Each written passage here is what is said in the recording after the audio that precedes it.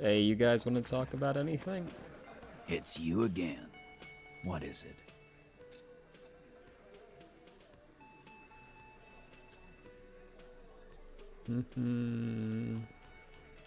I found someone who saw the hanging. A witness. A witness? You ain't got shit. The locals would never come to you with this. That's just tactics, Titus. Next, he's gonna tell you one of us already rolled on the others, and is in witness protection. My witness isn't a local. Well, let's hear it then. Who is your mystery fella? He's not alarmed by the sudden appearance of a witness, but he is surprised. This goes without saying, but nonetheless, don't give out his name. Let's just say he's a high-ranking government official, and leave it at that. Yeah, right. Like we wouldn't know if an MI plant was in our town. Nice try, right? MI is short for Moral Intern.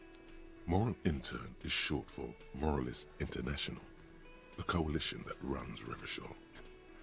I've seen this shit a million times, Titus. Fly fishing. They are desperate. Tell us, Copper, what wacky claims did he make? It is tempting to say the end is here, I won't lie. The witness said the hanging went down very quietly. No shouting, no commotion. It's you assholes that feel the need to go around like a fucking brass band. The Hardy Boys are dead silent. Yeah, it's like they put cowbells on you before they send you to the streets. What's with the cowbells, policeman? They're avoiding having to answer this question. I imagine you guys drinking and singing lynching songs. What's with the funeral silence? We were drinking, weren't we, guys? I hit the bottle hard. I was drunk as fuck. Right, I'm convinced, Glenn. Nothing off here. Just a regular hanging. Bullseye. Glenn looks around uncomfortably. The lieutenant hit a nerve. The witness said they saw two people of Aeropagiate descent and one Mesk. Did he actually say this? I don't. Surely it wouldn't be here if he didn't, right? Arabagite? Boss, I think he's trying to say me and Theo. Well, yeah. What is confusing you? Eugene, Theo, and Elaine were there too. I already told you. We were all there. The witness said it all looked like a surreal play. Those flaccid MI cocks with their culture language. Everything's a surreal play or sublime whatever. Doesn't mean anything. It means the whole scene was long and drawn out, like it was from a film. What is this fella's problem? Sorry we didn't make it more action-packed. It wasn't the first thing on our minds, you see? Shanky, it's Shanky, right? I thought there's something wrong about the lynching story. Now I know there was. You don't know shit. I know you are lying, Shanky. The witness said the end is here, the great undoing. We will all be vapor. Vapor, huh? Well, that checks out a bit. For the record, which I have to type up later tonight, no apocalypse-related testimony was provided to us by the witness. Check out the stand-up comedians the RCM has. When are we gonna get funny men like that? Enough about the witness. Some witness. I pulled the same shit. Came up with some shit, then went and said it to people. Get a reaction. Don't have to go to cop school to try that. You don't have to go to school for shit. I never went to school, and I'm doing great. You're doing a hell of a job, man. Hell of a job. So much bluster to hide the fact that they're uncomfortable with you having this info. I talked to Joyce, the merc you hanged. His friends are coming for you. Yeah. By friends, you mean his squad mates from Cronell. Wouldn't want to beat up his grandma. Oh, they're snickering in the room. Some of the men put their beers down. Yes, they're forming some kind of tribunal, and they're coming for you. This is what happens if you take the law into your own hands. other people start doing it too. Let them come. The Hardy Boys are right fucking here. You heard the man. Right here. We're armed. We got the whole district behind us, and Glenn.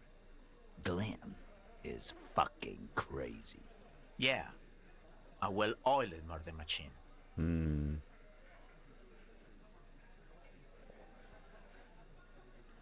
The Colonel is bad news. You know that, right? So are the local gangs. The fucking Barmy Army and the Madre scum. You've been out there. Seen any around? Yeah. Where are they now, huh? Sent back to Madre in an airtight cargo crate. These people are trained military professionals. Special forces, as you said. They're not a gang or a barmy army. No, they're not. They're uncoordinated and drunk.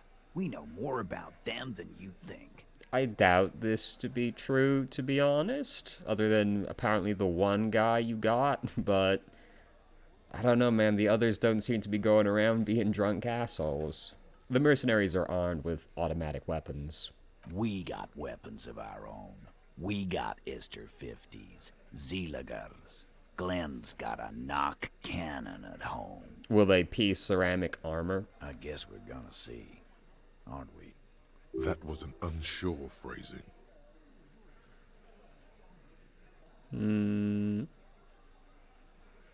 See what? That they don't? Yeah, like you've been up against ceramic armor. He takes a sip of beer to bide his time, then tries to get the last word in. You haven't even seen the whole suit, right? I've seen the whole fucking thing, and it didn't make him immortal. Joyce said they've gone rogue. Nobody is controlling them.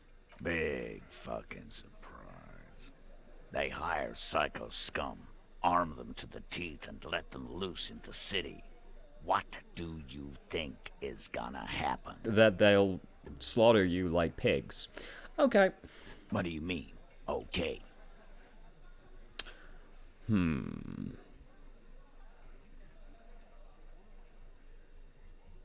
Okay. I mean, okay, they're going to wipe you the fuck out, Titus. No, they won't. Get out of here with your negative energy. All he means is that the situation is serious. No wonder you cops get shot to shit every day. Can't go to war with an attitude like that. This is actually getting kind of high without putting any effort in. We have something on that's got, like, negative authority on it, right? Oh, wait, hold on. Fairweather T500. Remember that weakness you were looking for in the ceramic armor? Like, maybe it can only stop small, fast projectiles, but a large, slow-moving pry bar would shatter it? Or, if I run an electrical current through it, maybe it will melt. Or, personal favorite, frequency something something radio weapon? None of that would work. You need to shoot the part of the enemy that doesn't have Fairweather T500 on it, because the armor itself is invulnerable. Good news is, so are the armor pieces on you. Hand-eye coordination against enemies in FT500 armor. What foreboding language you have chosen to use. You know, that sounds great, all very cool. That definitely isn't going to come up or anything. Alright, have we got something on that lowers authority? We actually don't. Do we have anything that increases authority? Do we have any cop clothing? Well, that doesn't do much good, does it? So we're actually kind of getting towards being able to establish authority. Which would be tight, you know. That would be cool if we could pull that one off. Do we have no authority clothes? You're telling me the oversized superstar sunglasses don't have authority on them? That's crazy. Not looking good. Okay. Well, we're getting close. Maybe we'll pump a few points into that. Do you want to talk? I've got nothing to say to you. Why are you wasting your time? Are you the Hardy girl? I am not. You could be Liz. You could be anything. You could even be a model. Even a mod? Glenn, I went to law school. I am an attorney. Why are you so aggressive? Aggressive? You make your living enforcing violence. These people are just dock workers. So you were spying on us, and now you represent murder suspects. Just dock workers. We've talked to Everard Clare. We know who these men are. The Union's militant wing. Listen, you moral intern lackeys. You're a mob, enforcing the unlawful privatization of Revachol. 20 fat men in the Occident are stealing it all, and you're their bodyguards. True. Fuck yeah. The tall, broad-shouldered man takes a sip of his beer. So ask what you came to ask, or get back to your commanders.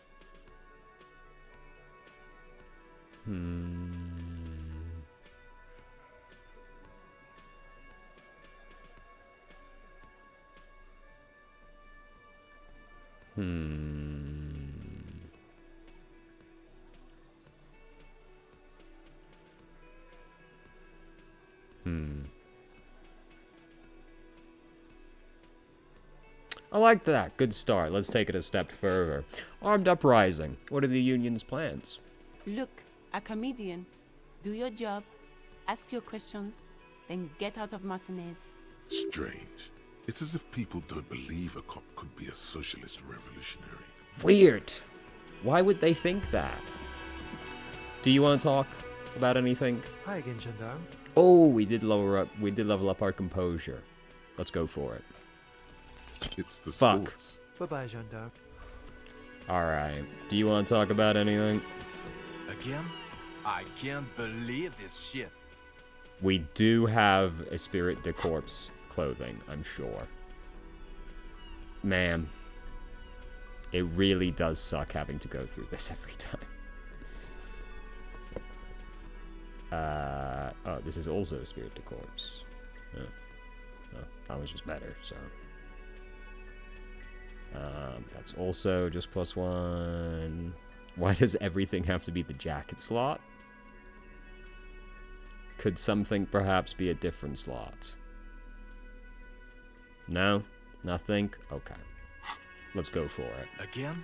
I can't believe this shit. Let's figure this out. There's Fuck. something that binds you to him. Some kind of an outfit, maybe. A uniform. A firefighter's uniform. Exactamundo. I'm going to ask you straight. Are you or have you ever been a firefighter? Well, that depends. Define fire. Stop it, Jean. No, he's never been a firefighter. No one here is a firefighter. Alright, let's talk about the hangman. Okay, why not? Let's do the old thing over again. We're not wasting time. There is no time. Okay, I'm doing this investigation. A man is hanged. So, do you know who hanged him? Not yet. Yeah, I can see that. Hey, why am I even telling you this? I don't know. Why are you? Oh my god, there's more. Okay, good talk. What about you? Yes? What is it? Are you by any chance working class? Well, raising 2 children and half a husband on a patrol officer's wage? Yes, I guess I am working class. Cool. I am too. Actually, no. Do you want to rise up and tear down the entire fucking system with me? No. Okay, sort of. But not with you. Like you are now. Don't take this the wrong way. Are you with him? Of course I'm with him. He's an Why do you asshole. ask? He's an asshole. You're an asshole. You know what? Maybe we're both assholes. Please, let's not turn this into another exchange, okay? You have a blue uniform and mine is black. What does this mean? It means I'm a patrol officer, sir. What was with that, sir? You called me sir. Why? Well, I guess Cut the shit. Every second you stand here running your mouth, the case grows colder. Okay, goodbye. Did that enhance anything here? I can't Let's believe go. this shit. There's something that binds you to him. A nurse's Some uniform? kind of yes, nurses. Why not? This is going to sound really weird, but how are you by any chance a male nurse? Why, yes. Yes, I am a male nurse. How could you tell? I see into the ether. That's how I know things. Oh, you've done a lot more with ether than just look into it. This was stupid. I shouldn't have. Okay, see you around. That sucked. Alright, let's put that jacket back on. Gart, do you want to talk? Hey, was there something you needed? No. What about this guy in the back? We just gotta pass time at this point, you know. The man ponders his cooking utensils. Okay. Can we do anything to the door now? You see a heavy steel. The door does. One of these days. What about that chick upstairs that we saw way at the start of the game? She around? No. This was her room, because the other room was, Kim's, so. Alright, I guess we'll find somebody else to talk to. Well, no, hold on. You two. What about you? Alright, never mind. Goodbye. Let's do some pawn shop stuff. Hello again. How can I help you? Oh, yeah. Do we have any electrochemistry stuff? Because, you know, we have to go through this again. Immediately afterwards. Because there's just so much stuff. Okay, we got the electrochemistry pants. A classic. Anything else? Oh, they're also pants, though. Oh, let's go. Alright. Okay. Oh. The pockets of these new jeans are perfect for sticking your hand into. Makes you look cool, calm, and collected. As your hand enters the pocket, your fingers brush against something. Soft, yet crinkly. Take the item out. Hey, it's a chewing gum wrapper. It reminds you of the fruity juice of apricots. You should inspect it closer if you have time.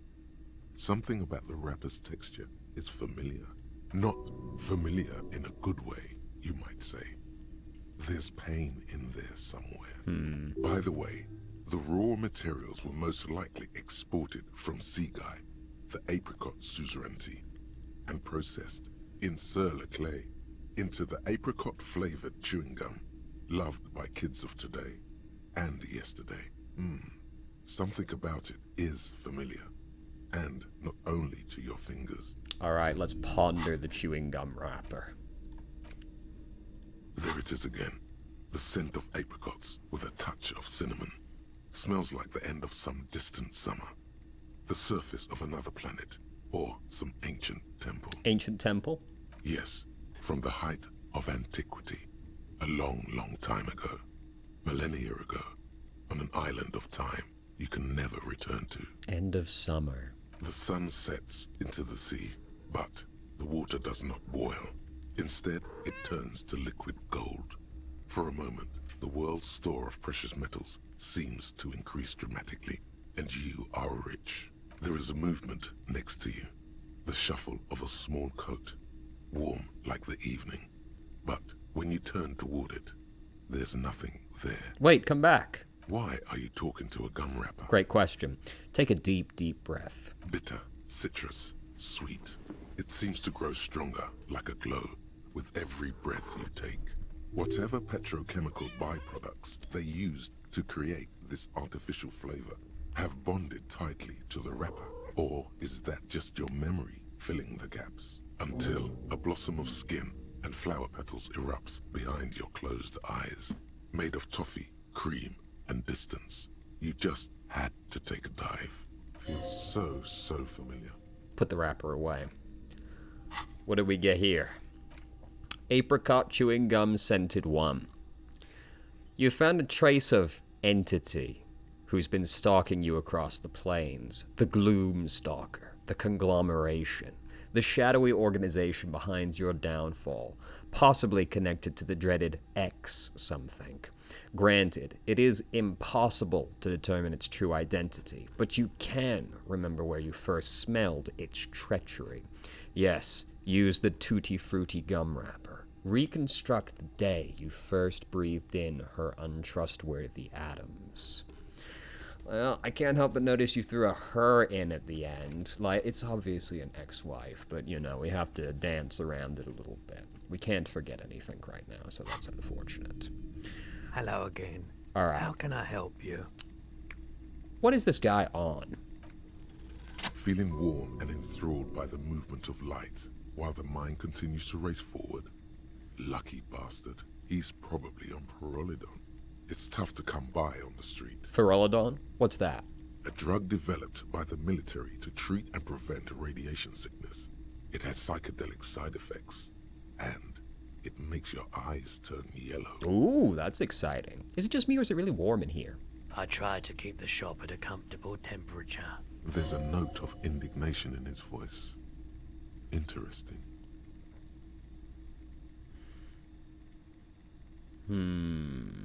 No judgment, just curious. I probably did loads of Pyrrolidron before I lost my memory. I've had to take it. You know, since the People's Pile cleanup. I was with the Emergency Relief Brigade. Now that is one foreboding name right there. He's taken it for mental and emotional, not physical pain these days. The People's Pile? What's that? Boy, this is probably going to be really unfun to learn about. A bad idea. Some poor leftist built a particle decay generator in hopes of bringing affordable electricity to underserved communities. It malfunctioned. Radioactive waste everywhere. Probably some of it in you, too. Oh, God. What a terrible idea. The People's Pile was a Type U particle decay generator that failed immediately after entering service, releasing radioactive waste into River Esperance. Oh, right after immediately starting it, huh? Okay. What is a particle decay generator? A primitive nuclear reactor, also called a pile. Why is it called the People's Pile? Construction began during the Commune of Revachol. The people continued work on it after the Commune fell. They wanted a cheap source of energy for Revachol West. Needless to say, things didn't work out. Why did it fail? An emergency valve defect resulted in steam pressure blowing the turbine, taking the fuel containment vessel up in the explosion. Both the faulty design and lack of finances contributed to the catastrophe. Tell me more about this People's Emergency Relief Brigade you were part of. We were an all-volunteer force. Self-organized. Tried to help the fire brigades contain the spill. I lived by the river since I was a small boy. The Esperance didn't have the art to let it all go to shit without trying to do something to help out. Alright, nice. Noble. There wasn't much the volunteer force could do, however. We wasted years in the river mud. Years getting sick. He looks at the spiraling light and stops. It must have been tough, radioactive cleanup. There's a reason why everyone's tried to forget any of it ever happened. And why no one has tried to repair or replace the pile. So much disappointment. And early deaths. Cancer mostly. And we knew all that was coming even as we were cleaning up as best we could. Whose fault was it the generator failed? No one's. Everyone's. He sighs and shakes his head. So much bitterness. A bunch of poor people built themselves a primitive nuclear reactor, hoping for the best. What do you think is going to happen? How'd you end up running a pawn shop? The cleanup happened 15 years ago. I was young then. Later, my second aunt died. Left me this shack and all the assorted junk in it. So I came to Martinez. People told me don't go there. It's a shithole. I said, people, we just had a nuclear pile meltdown. I'm gonna get as far away from Forburg as I can.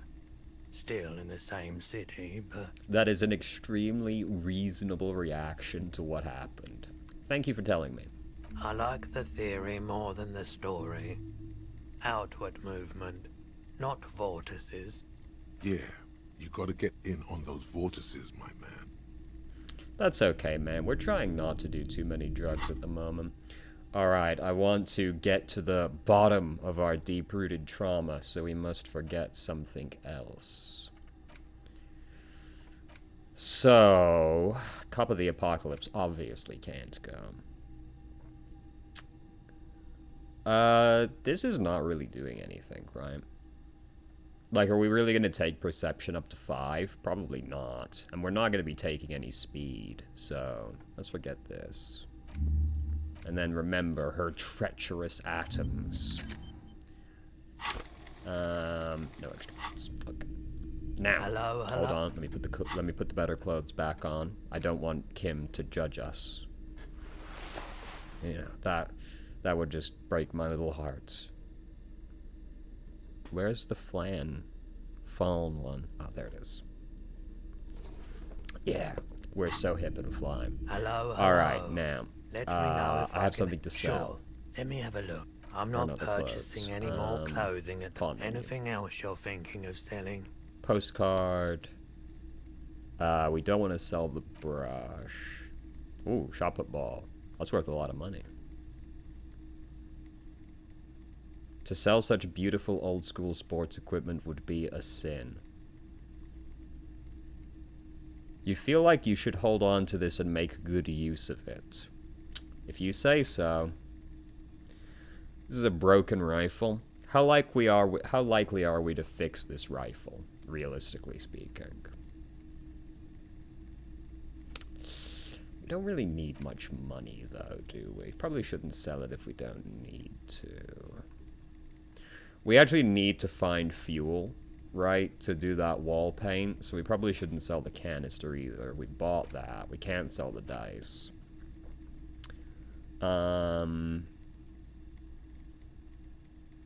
You never know. Let's just sell the postcards. Another time, perhaps. So, what is for sale in here again? Is there anything we'd like? Typical Martinez streetlight. Ah, yes, way too much money. The boomboxes wait on the shelves. Ah. And your boombox, that gold and amber Harmon Waushi, stares at you longingly with its tape reel eyes. We have almost $50. This is not much. I want to buy that boombox. And here you are. Quality sound reproduction on the go. It'll play anything, wherever. Turn any tape into a conversation of sounds and shapes. Ooh, shapes. That's exciting. Hell yeah, brother! You're telling me this doesn't give me any stat increases? That's crazy, dude. Come on. We don't have any tapes, though, so we'll just have to settle for looking fly as fuck. You see rows of toy sold. Alright. There was that other guy on the street that was selling stuff, right? We were trying to buy something from him at one point. I don't remember what it was. It was about 1 billion hours ago. Helpline to the company that controls the drawbridge. Shine on these sunglasses lasts a lifetime, officer. 100% guaranteed.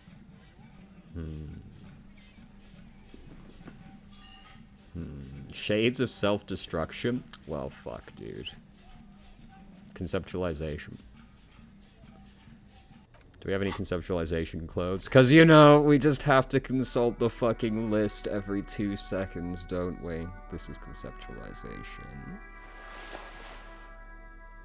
No, no, no, no, no.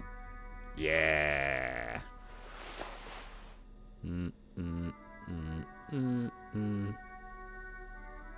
It'll all be worth it. We're gonna nail this skill check. We're gonna find the flyest sunglasses you've ever laid eyes on. It's gonna be great. Shine on these sunglasses lasts a lifetime. No. All you find is this lime-colored cellophane visor. Oh, that visor is perfect for you, officer. It'll definitely keep the sun out of your eyes while you're shooting criminals. Bang, bang! And all for a mere 6 real. Kim, are firefights something we should be prepared for? I hope not. You don't like it? Sure, Square Joe. No, I will take the visor. And the horribly ugly ones are so cheap, I might as well. Because it is +1 perception at the end of the day, you know. You can't, you know. Can you really complain? Alright. Re-equip the armored jacket. And then cover it up with the foam. Great. What else are we doing around here? What are you? The speakers below are banged up and worthless. The sneakers triumph over them. They're the star of the show here. Those are some pretty good stats for shoes. Tragically, we don't have that much money. You keep coming back. That's good, officer.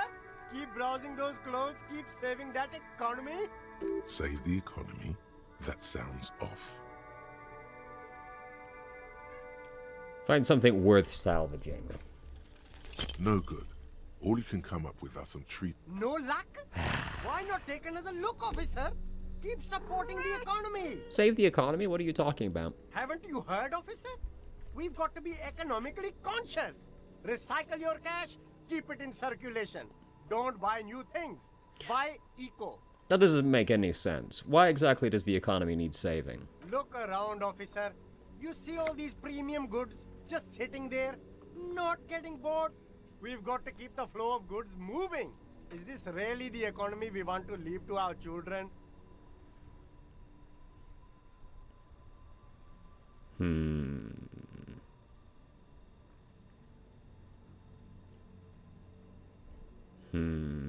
But I don't have children, I think. Too bad, officer. Kids make it all worthwhile. Without kids, who's going to be around to enjoy the economy?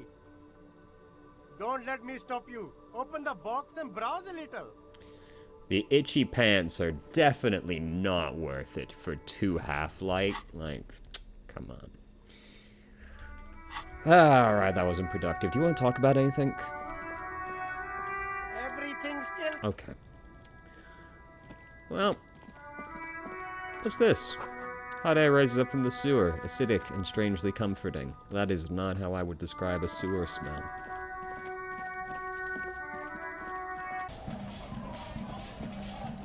Do you want to chat? The waves are beginning to die down. Look at those little bastards. Simmer down. Simmer down, bastards. Why does she care about the waves so much? What is it with you and those waves? What is it with waves and fishermen? We need to be out there with them, fishing, making a living. So I asked them to accommodate me. But until that happens, I can try to assist you the best I can. So, what will it be, officer? I'm looking for someone else, actually.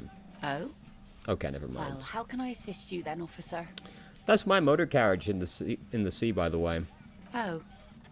That's good to know, I guess. Why is it in the sea?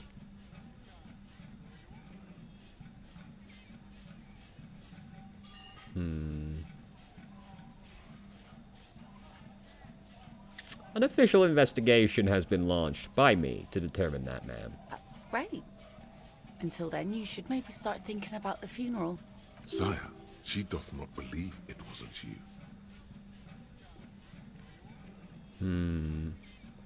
You're suggesting we honor the carcass of my former motor carriage? Aye. Feels deserved, don't you think? Falling in the line of duty like that and all? What an odd thought. Maybe I should. Why odd? Our things are a part of our life world. They're made with our human sweat and they share human history. We should care about them as we care about humans. To some extent, at least. I do agree, actually. Life world. Someone's been reading up on last century Gotvaldian philosophers. Play it cool now. Alright, I'm in. But organizing a funeral takes a lot of time and effort, doesn't it? Oh yeah? You won't even be able to get it out of the water before early June. And where are you going to bury it? Who to invite? What music to play at the wake? Take it from someone who's been through a few funerals. It's easiest to just leave them there and let nature take care of it. That's all we have time for right now anyway. Come back here in June and see how you feel about it then. It's not like it's going anywhere. It's a pity we don't get to do more frivolous side activities, like rejuvenate the doomed commercial area, or... Yes, that is a pity. But for now, let's focus on the things we do get to do. Like the murder investigation, for example. You like the Capri funeral idea? Nice. Suggestion's pretty fucking low. I'm not feeling that one. Wow. So someone's been a little boring. What? Yes, my standard liege. Someone's seen all sorts of wild ideas pop off and thought, I'll take the boring one. The regular, please. The brown. Kim, am I boring? You? I wouldn't worry about that. See? You're so regular and vinyl brown, he doesn't even want to talk to you about it.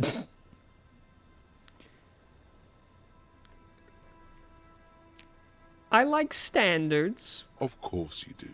Maybe some regulations and a usual pistol to go with them. It's official.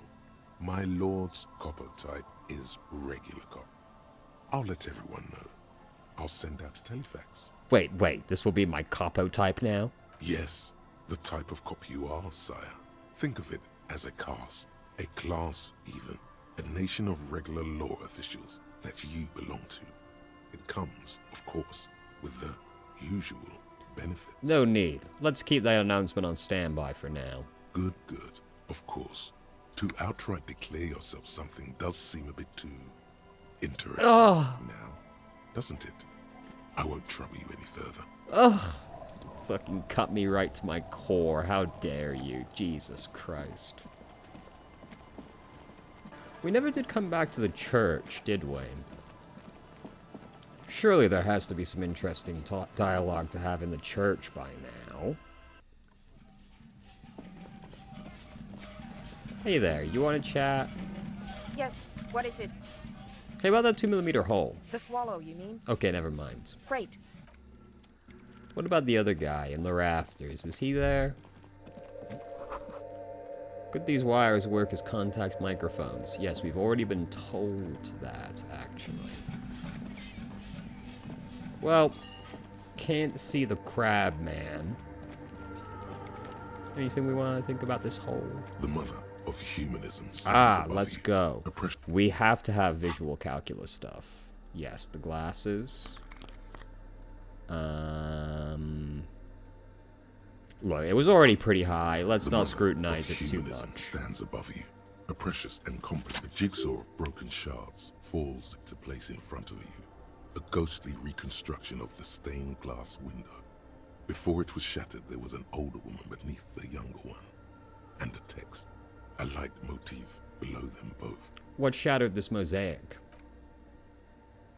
Unknown. Something during the raid the lieutenant mentioned. Or just hooligans looking for something to break. Who is this older woman? The escutcheon on her throne says, Irene the Navigator. She is depicted as an older woman wearing thick-rimmed eyeglasses, holding a golden Reichsapfel in one hand and a scepter in the other. This is the queen her innocence day advised. Above, she herself is whole. Small figures of wise men, common men, worshippers walk up the stairs to stand at her feet. Secret servicemen, 30 years, stand in a row guarding her. It must have taken years to produce this work in all its dizzying detail. The motto, what does it say? Below both women, in luminous black letters, Après la vie, mort. Après la mort, la vie de nouveau. And then, along the left side, Après le monde, la gré. Après le gré, le monde de nouveau. After life, death. After death, life again. After the world, the pale. After the pale, the world again. This is the great leitmotif of humanism, a summary of the effect of the discovery of this Isola, the Insulindian, on human thinking. A tremendous sea change akin to finding life after death. I like that. Could these words be the password that unlocks the filament memory? Lieutenant, this used to say after life, death, after... Death, life again. After the world, the pale. After the pale, the world again. This exaltation is common in Dolorian sacralism. In the early years, it was even incorporated as the RCM slogan. No more, however. Why? It was deemed subservient to use a strongly moral intern-related motto. We already suspected of bootlicking. The sentence was also seen as too feminine. It was a macho thing. That's extremely cringe. What is the RCM motto now? Justice, union, prudence, and force. I like the other one better. So do I. I'm glad Kim agrees. That makes me feel good. The mother of humanism towers above you. A wax painting on a cracked pane of glass. Nothing has changed. Alright. Let me put my nerd glasses back on. Hey, do you want to maybe talk about that thing right there? Yes, what is it? Alright, good talk. Off we go. Alright, I can't find anything to do, so we're going to buy this Dick Mullen book. Of course. Such violence and immorality. I mean, enjoy. Alright, don't fucking judge me, bitch. Jesus Christ. Now, consult the book. In your hand, you hold Dick Mullen and the mistaken identity. The brittle paperback feels fragile to the touch. Examine the cover. The cover features a pastiche of different scenes. In the foreground, a man in a dark overcoat clutches a pistol to his chest. Rising up behind him are two silhouettes wrapped in a passionate embrace. The tagline reads, Detective Dick Mullen must prove his innocence after an old friend is murdered by someone who looks just like Dick Mullen. That seems to sum up the premise nicely. Are you really reading that, detective?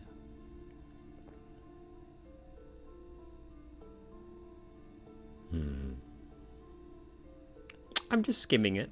That's probably for the best.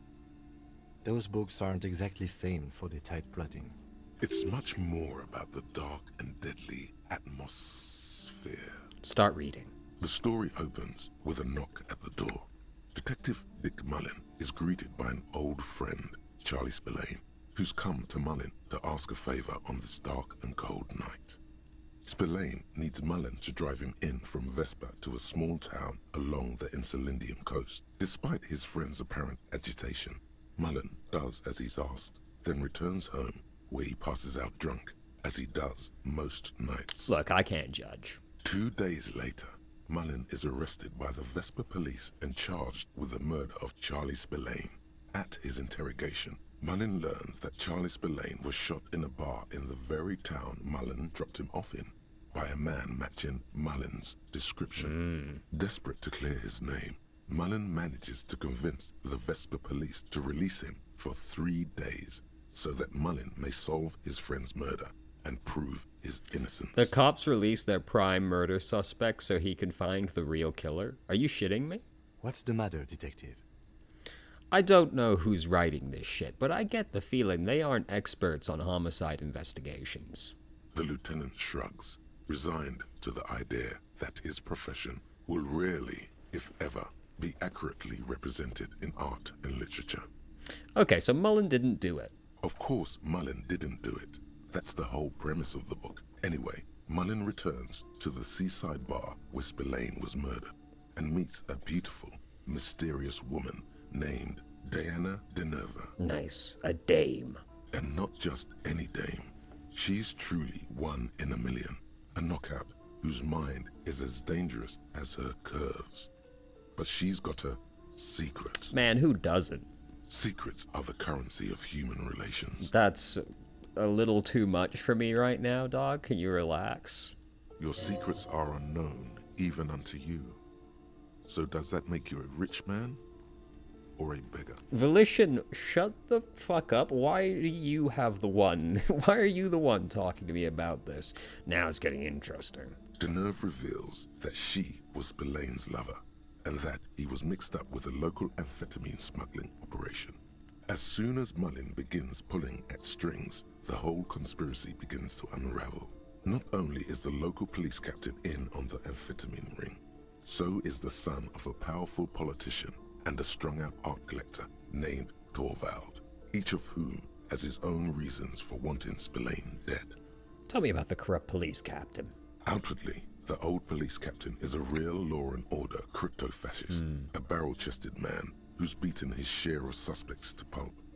But he's also dirty and increasingly paranoid that someone's going to expose his role in the drug ring. He would certainly have the motive and the means, but the captain walks with a noticeable limp from an old war injury. Is it possible that he was able to conceal it long enough to commit the murder? I want to hear about the politician's son. A typical privileged twat. In all likelihood, he's just in over his head. He does bear a personal grudge against Spillane, though, a former prosecutor who nearly brought down his father's administration.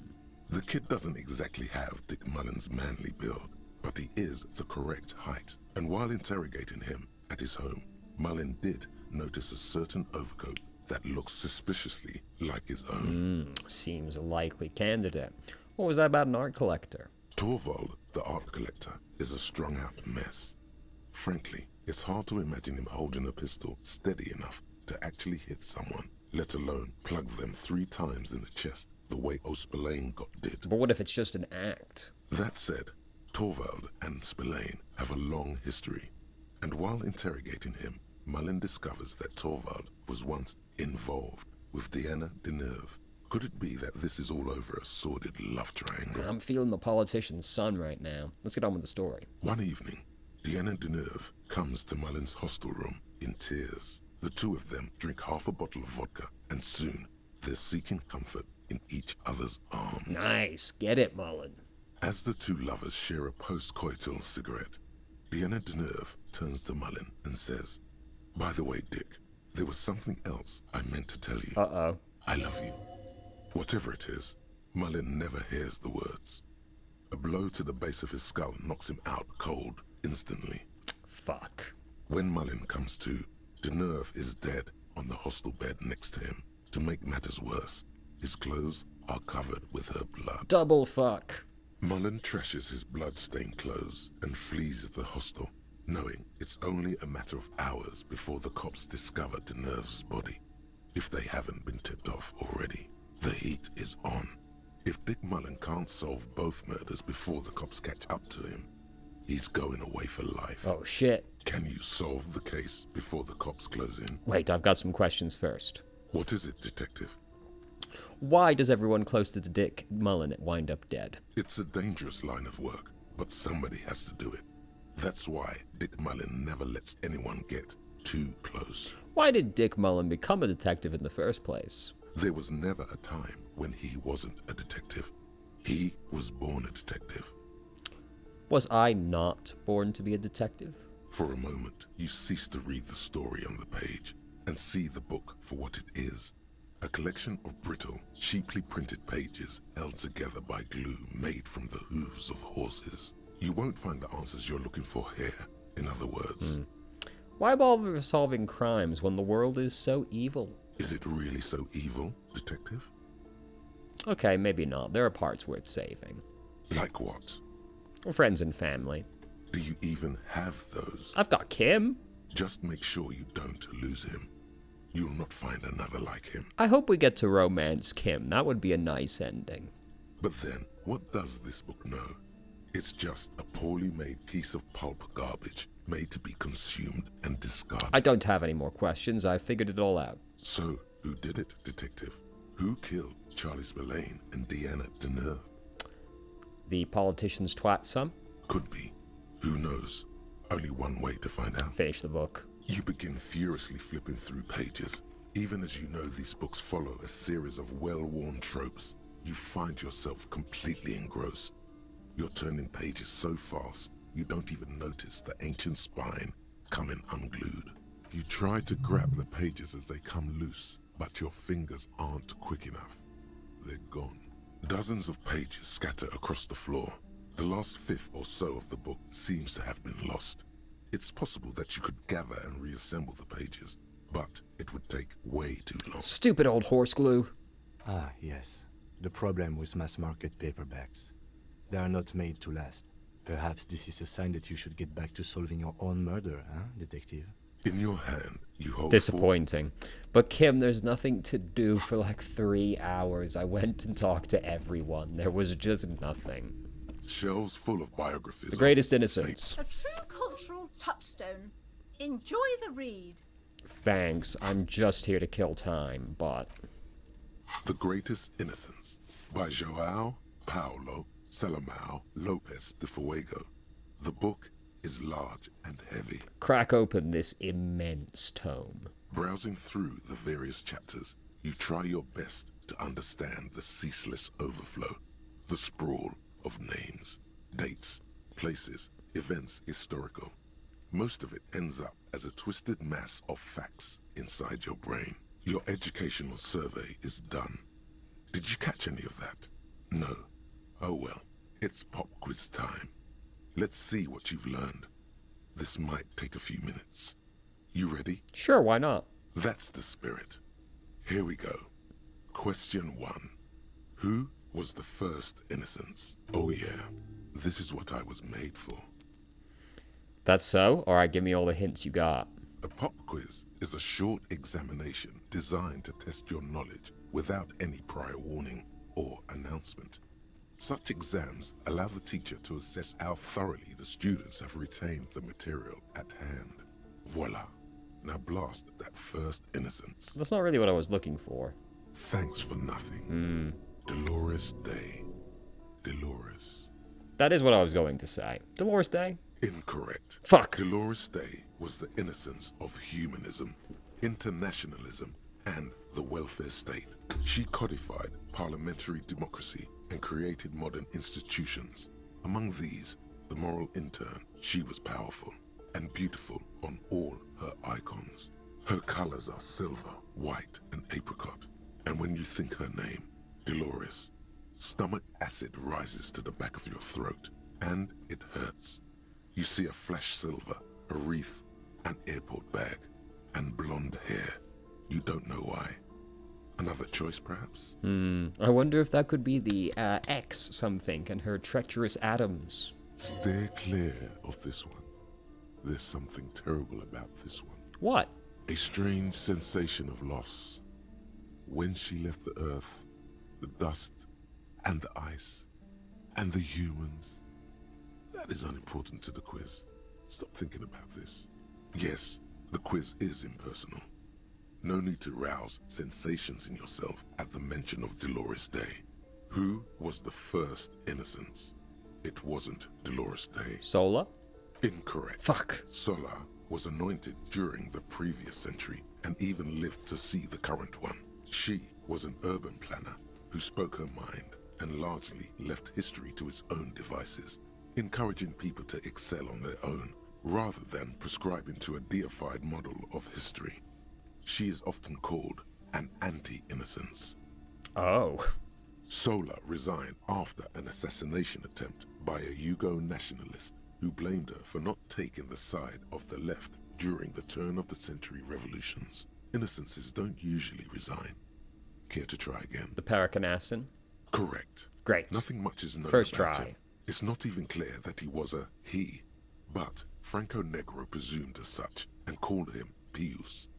He's depicted as a young man with molten gold pouring out of his mouth. All he spoke was gold. It's said he invented God and equality of men before God. He also introduced the gold standard as a way for measuring people's love for Aurum. Impressive. As the first innocence, he declared that there should be more of those like him. It is presumed his disciples were the beginning of the Holy Party, the founding party. Question 2. Who was the strongest innocence? Easy. Everybody knows the answer to this. You, me, anybody. Sure, try again. I trust you've got my back. An innocence is the highest category of historical personage in the world. A literal personification of history. Traditionally, an innocence, when anointed, assumes supreme rule over the Occident, or the known world in general. At least, the parts that matter. Yes, so interesting. But I thought you'd give me the answer to the question. I can do better. Okay, so commonly, an innocence does not enforce his or her power through military power. This is seen as unnecessary. The innocence wins because an innocence can't help but win, for their deeds are inevitabilities. Did this help? No. Damn. Dolores.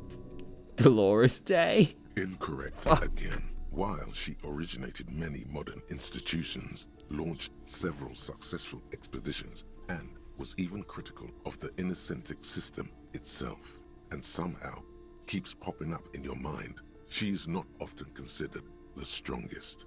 Even though the words most associated with her rule are l'amour, la compassion, la autodiscipline, love, compassion, self-control, which could be seen as facets of strength. Would you like to try again? Please, relax. Vesper Messina? Incorrect. Fuck. Vesper Messina is not a person, but a defunct state on the southeastern coast of the Occident. It used to take up most of the peninsula before separating into the republics of Vesper and Messina. Care to try again? Franco Negro? Correct. Great. Named First the try. innocence of militarism, he codified hereditary rule, but at the same time ended serfdom and established the Inter-Isolari Real as the global reserve currency. He also established the concept of the nation. Great. Franco Negro attempted to solve the rising tensions between the aristocracy and bourgeoisie by building a unified society in which every man has a place and a mission, but at the same time may rise to nobility provided on the strength of his virtue. Question 3. Who was the false innocence? Got it under control. No problem. Solid on this one.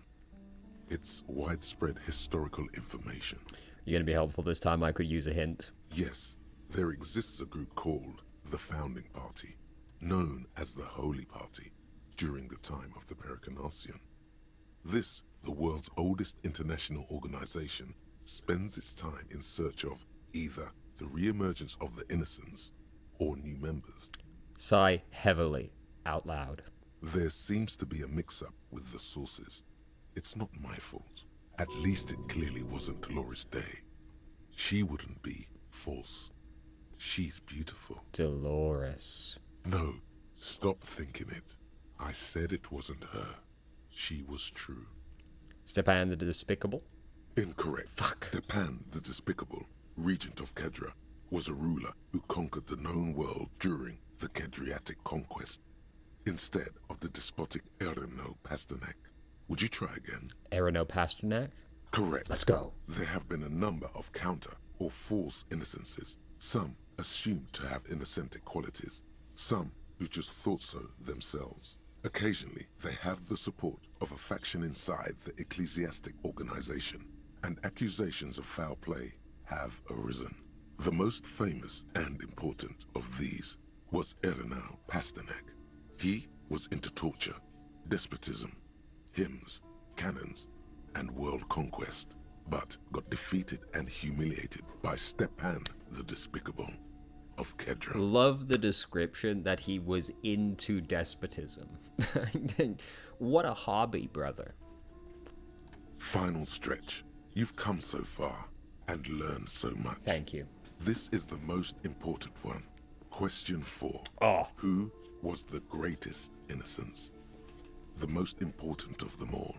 The most precious to humankind. I've got it. Honest. Okay, are you sure this time? I'll bite. Hint me.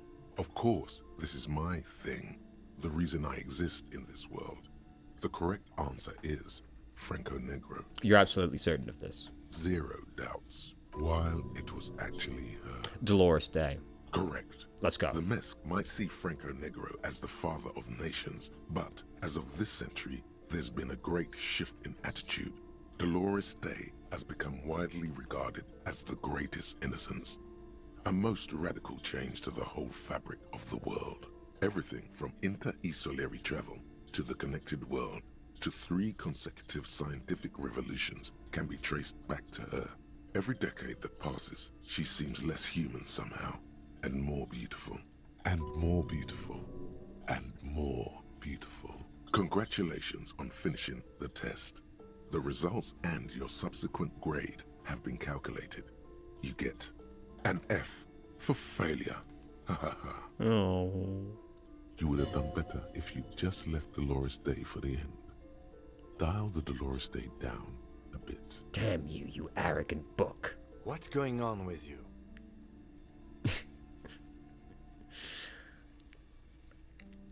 Thinks it's so smart. God damn. Okay. The lieutenant stares at you, his visage unflinching. You are shouting at an inanimate object.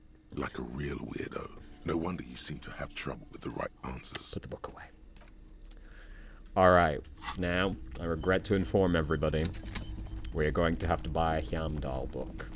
Because we have nothing else to do to pass the time for another 2 hours. Is brimming with worn paperbacks, featuring an extremely muscular, sword-wielding barbarian on the cover.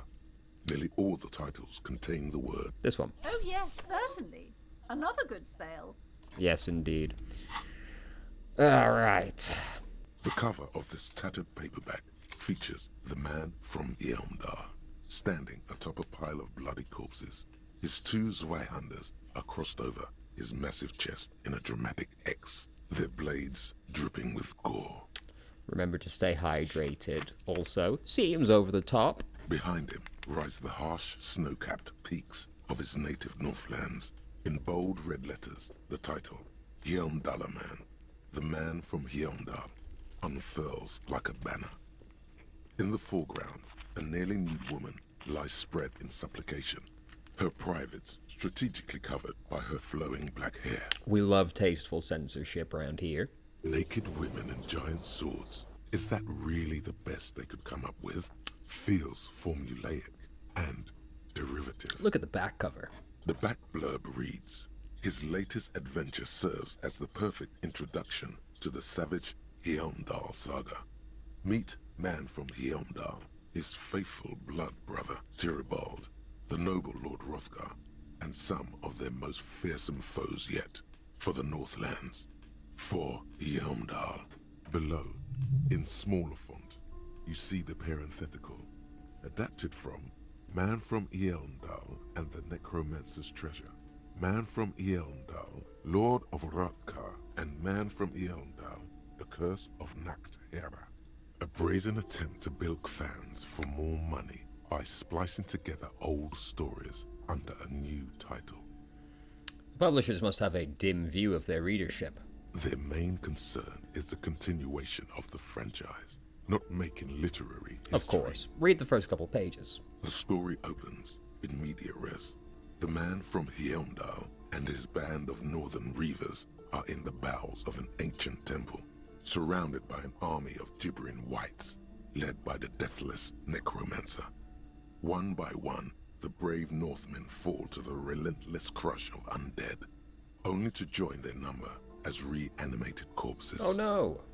By nightfall, only the man from Hyamdall and his blood brother, noble Tyribald, are left standing against the dead horde. It is an honor to die by your side, brother, Tyribald cries, as his battle axe beheads one of their reanimated comrades. Wow, they're in trouble now. 9, Tyribald. The man from Hyamdall bellows over the army of flesh and bone. Have courage for the Northlands, for Hyamdall. He leaps to the mezzanine to face the black-eyed figure, and like a mad ice bear, whirling twin Zweihanders, Sturm and Drang, he plows through the ranks of the deathless, surrounding the necromancer. I'm such a fucking nerd. I was like, oh, the Grand Blue characters. God damn it. It is physically impossible for a human being to effectively dual-wield Zweihander swords in any kind of real-life combat situation. Yes, everybody knows that logic. We're reading The Man from Hyamdall right now, okay? You gotta relax, okay? You gotta go with it. And with deadly finesse, his twin blades scissor the necromancer's head from its body.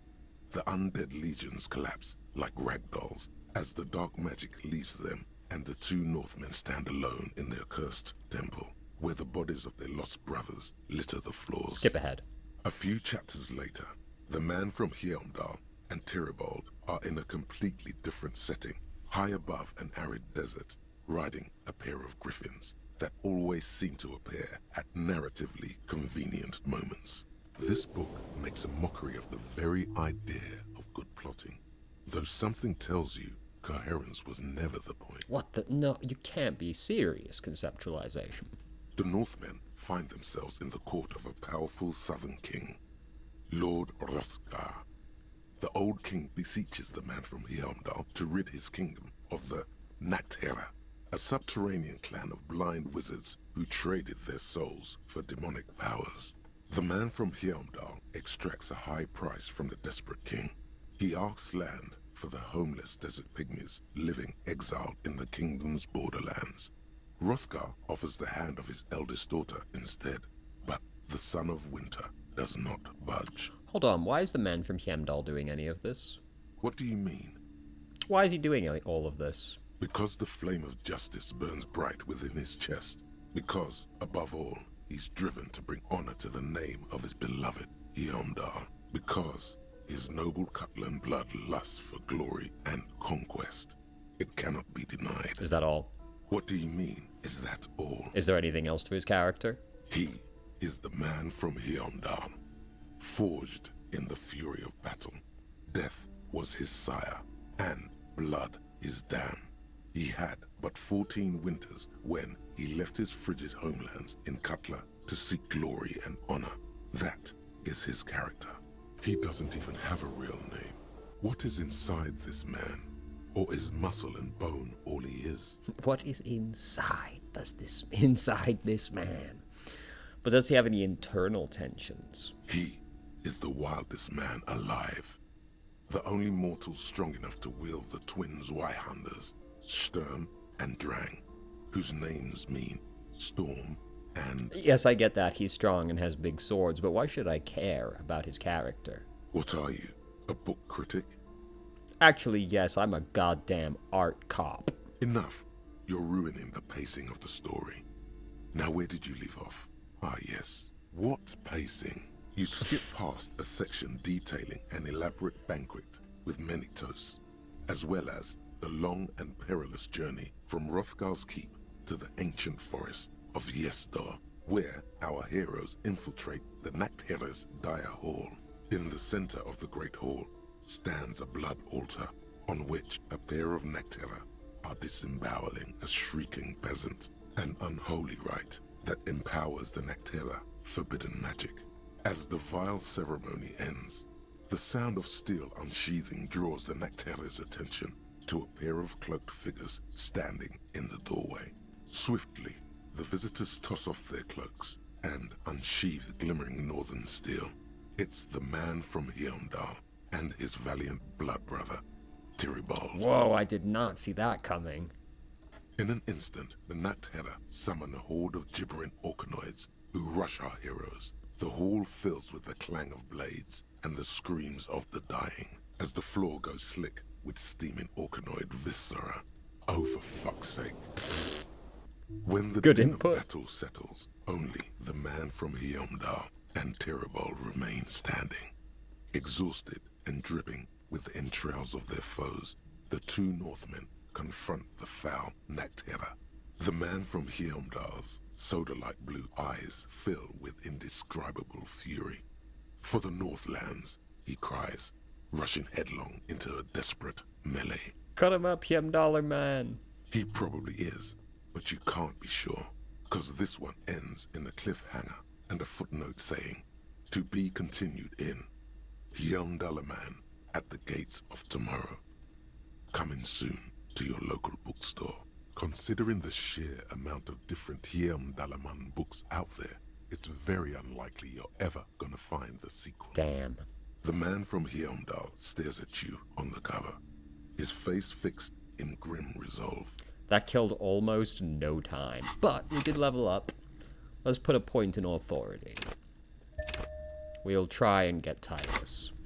The display rack. Buy the other one. It is a bestseller for a reason. Okay. Let's have a read. The edges of the pages are worn and smudged. A lot of people have read about the Devil Woman's altercations with the Heimdall man. Look at the back cover. The jacket copy proclaims, Man from Heimdall returns in his most exciting adventure yet. After crashing into a strange jungle, cannibalistic natives abduct his only surviving comrade, Noble Tyribald. Hey, we know him. Before Man from Heimdall can mount a rescue, he is ambushed by a tribe of female warriors and taken to the ancient citadel of Cloud City, where a mysterious and wicked queen rules supreme. Will Man from Heimdall be able to escape his dire situation and find his missing friend? It should have been me. Time to flip through the book. You open the book to a random page. Man from Heimdall, wielding his two Zweihanders, is carving through a sea of savages, his visage fixed in grim determination. His arms, whirling like windmills, are soaked with the blood of his enemies. Mangled corpses litter the battlefield. Good God, this is some retrograde stuff. When was this shit written? You flip to the copyright page. This book was written in 38. Oh shit. Gritty and heroic. Berserker rage burns in his azure-hued eyes as he brings glory and honor to his long-lost Heimdalla tribe. From the village of Heimdall, the ivory giant roars like an ice bear, and the winds of Gatla howl out his name. Give me more. Man from Heimdall rides on a gilded griffin, his golden mane billowing in the breeze. Both Zweihanders sheathed on his back. He is off to war. Will he conquer his enemies? Will he conquer himself? Onward. The steel muscles of man from Heimdall gleam in the humid jungle air. Yet the man does not sweat. In meditation, his soul drifts in the frigid northlands he calls home. Oh shit, this is so me. A passage reads, the man from Heimdall looks up, his eyes blue as the mountain lakes of his homeland. He rarely speaks, but now his voice booms in the darkened throne room. Do not try to sap my masculine essence, wicked temptress. Son of Heimdall will never succumb to your seductive wiles. Thine spells are no match for purity and strength of will. Brothers of Heimdall, stand above the vices of flesh, for it is weak and corruptible, yet mine is forged in gore and strife. Queen Lydiana just laughs, a sultry and salacious sound, then says, I have grand plans for you, man from Heimdall. She gestures her diabolical hand toward an array of potions and unguents. First, you shall please me. Then lead my armies against the vicious cannibals. Not a muscle moves in the face of the man from Heimdall. Yet inside, there is turmoil. This goes against all he holds sacrosanct. I kept hoping it would get better, but the writing is terrible and repetitive. What do you even know about literature? Have you ever read a book in your life? Excuse me, I know a thing or two about critical analysis and art. Write a thesis. Man from Heimdall is done with you. Damn, okay. Breakthrough. Apricot chewing gum scented one. August 2nd, early late summer. You're getting off the streetcar in Le Jardin, east of the river. Her father and mother are middle class. The nylon of her little jacket rustles next to you in the dark, like autumn leaves. Her heels click on the pavement. You're walking up to the gate in front of her parents' house. She takes out her chewing gum and you kiss her. A feeling like electricity flows through your whole body. Immediately, you know that you've entered a completely different world. +2 perception. Betrayal lingers everywhere. That's a pretty good stat increase. Alright, it's almost 10 o'clock. Let's go and get our goddamn gun.